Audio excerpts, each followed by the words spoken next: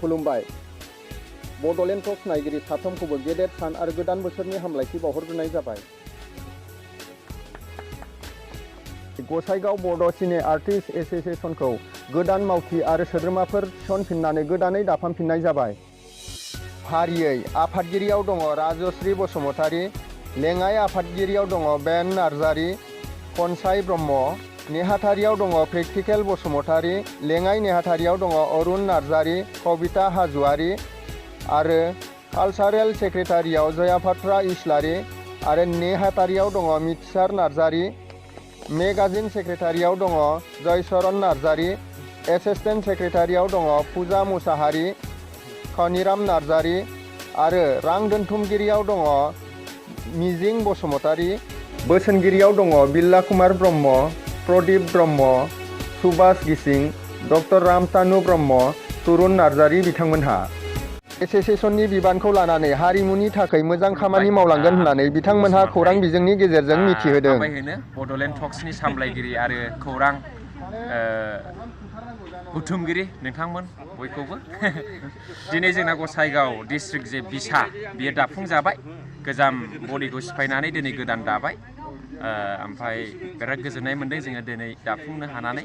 आङो दिनै आंखौ सेक्रेटारि नेहाथारि हिसाबै गायसनबाय बे गसाइगाव बिसानि। आङो बिराद गोजोननाय मोन्दों।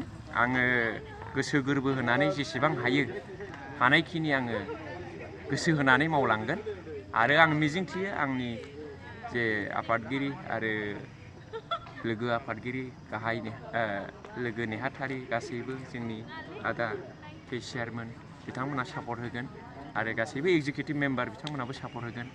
हारसिङैथ' सानब्लाबो आरो मावनो सानब्लाबो खामानिखौ आवगायनो हाया, दा बिथांमोना सापर्ट होगोन आं बेखौ मिजिंथियो आरोखि। खुलुमबाय।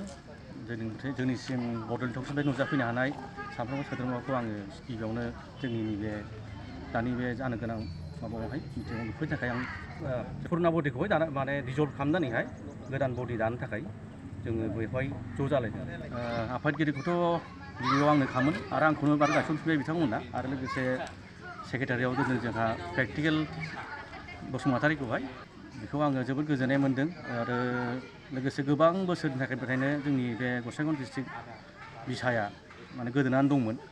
बेनि थाखायनो आरोबाव माने गोदान मेम्बार्सफोरखौ लोगो मोनफिननानै आङो जोबोद गोजोननाय मोन्दों।